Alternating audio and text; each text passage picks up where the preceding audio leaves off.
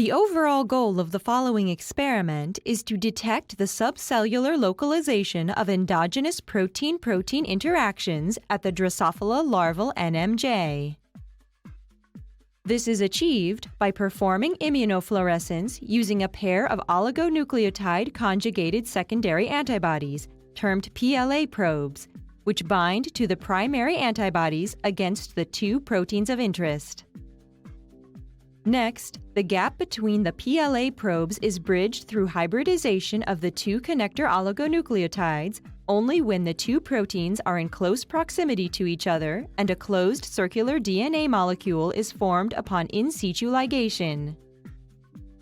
Then, in situ rolling circle amplification is performed in order to amplify sequences within the closed circular DNA molecule, which are subsequently detected with complementary, fluorescently tagged oligonucleotides. The resulting fluorescence signal generated from each amplification product is thus easily visible as a distinct bright spot when viewed using confocal microscopy.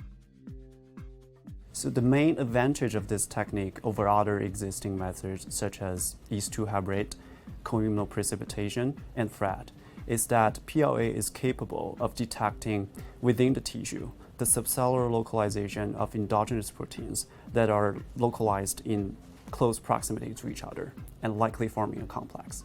Though this method provides insight into the protein-protein interaction networks that occur specifically at the larval NMJ, it can also be applied to other Drosophila systems as well, such as the epithelial tissues in embryos and imaginal discs.